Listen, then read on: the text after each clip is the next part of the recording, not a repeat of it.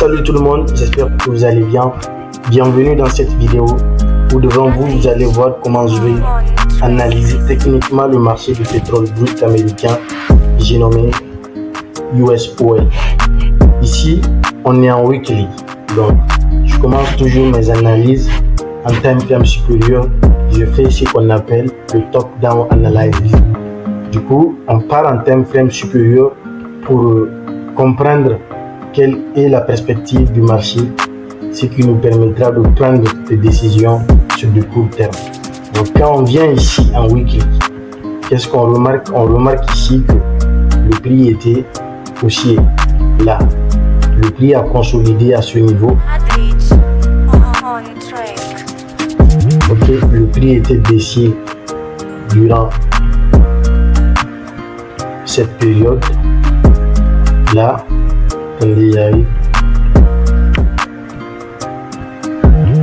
Le prix était baissier durant cette période là.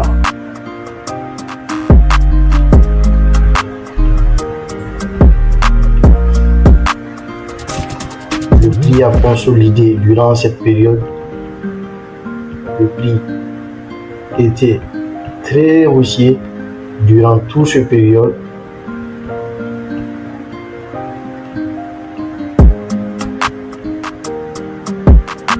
Le prix a retracé de manière downside durant toute cette période là. On voit que le prix ici a beaucoup consolidé durant cette période de là à là. Et actuellement, le prix est en downside. Donc, comment savoir que le prix est haussier ou baissier dans une période particulière? C'est simple. Lorsque le prix évolue au-dessus des deux moyennes mobiles 222 et 111, on dit que on est haussier. Lorsque le prix évolue en dessous des deux moyennes mobiles 222 et 111, on dit qu'on est baissier. C'est aussi simple que ça. Donc ici, quand on regarde, le prix évolue au-dessus des deux moyennes mobiles. Donc, on regarde que les perspectives acheteuses. Et ici, on voit que le prix est en dessus. On voit clairement que le prix est en dessous des deux moyennes mobiles 222 et 111. Donc, qu'est-ce que je fais? Je relis les deux moyennes mobiles. Je relis les deux moyennes mobiles et j'essaye de dézoomer pour vraiment avoir le plus d'informations possible. J'essaye de voir s'il y a des niveaux de trendline que je peux potentiellement tracer. Donc ici, je vois clairement, si possible, on peut carrément mettre le graphique sous courbe pour comprendre certaines configurations. Donc ici, on voit clairement que grâce à ce trendline, que en weekly, le marché est très baissier parce que le trendline nous montre que le marché est baissier. Et on voit clairement que le marché est venu à réagir à ce niveau, à ce niveau, à ce niveau, à ce niveau, et encore à ce niveau vers le bas. Je ne sais pas ce qui se passe, mais le pétrole brut est très bas. Très bas. Ok. Si on regarde ici aussi, on peut voir que on avait une trendline ici qui a été cassée. Okay. On a une trendline qui a été cassée. On a même eu ici un retest. On a eu un retest. Okay. À ce niveau. Donc le prix peut targeter ce previous low. Ok.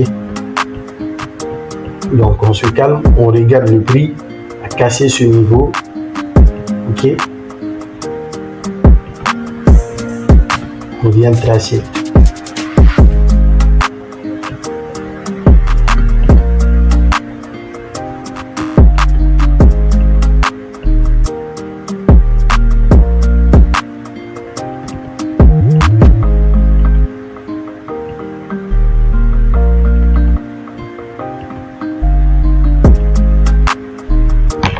vient carrément tracer le high le plus haut que le prix a créé. Donc on voit ici clairement que le prix a cassé ce niveau, le prix a fait quoi? Le prix a consolidé, le prix a consolidé, le prix est venu casser ce niveau. Là, on a une information très importante. Le prix a cassé ce niveau et a même retesté le niveau. On voit clairement ça.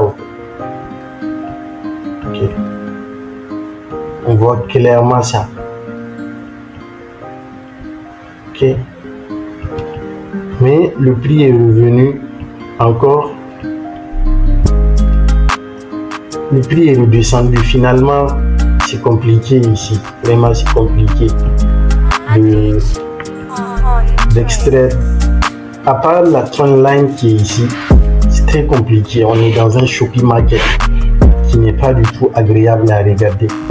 Donc, on essaie de regarder si on a un niveau de support qui est là, qui a été testé plusieurs fois, et on voit le marché qui réagit là-bas. Bon, tout ce qu'on a pu glaner ici comme information, vous l'avez vu, c'est pas quelque chose d'assez fort, mais quand même ça nous permettra de bien nous configurer en time frame supérieur. Donc on descend en daily. Dès qu'on descend en daily, qu'est-ce qu'on fait? On regarde la position du prix par rapport aux deux trendlines. Okay? On voit clairement que le marché évolue en dessous des deux moyennes mobiles en daily, ce qui signifie qu'on est baissier encore une fois en daily. Okay? Du coup, qu'est-ce qu'on fait? On relie les deux moyennes mobiles entre eux. Okay? On relie les deux moyennes mobiles entre eux.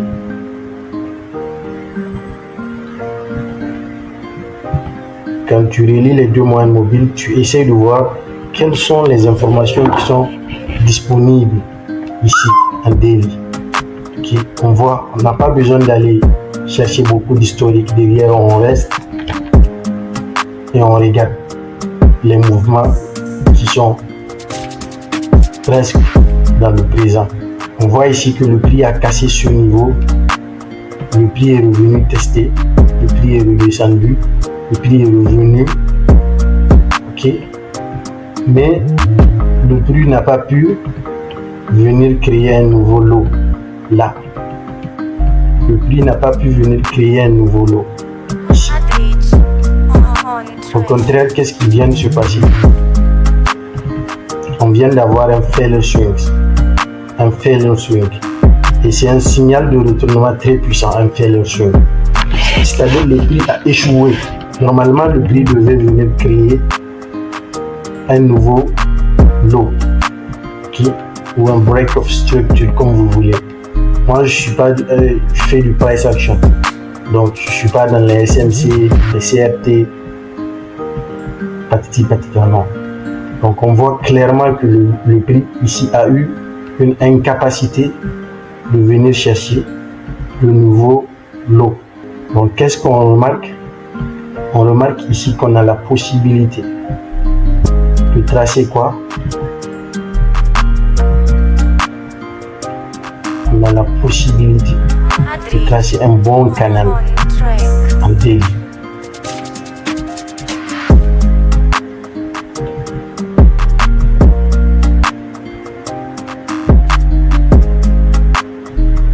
On a la possibilité de tracer un bon canal en daily. Et les canaux se tracent en tenant compte des mèches de bougies. Ok? On voit clairement ici qu'on a un canal qui est là, un canal baissier. Et ici, on voit que le prix est en consolidation. Vous voyez comment c'est clair? Le prix est en consolidation. Le prix est en train de consolider ici en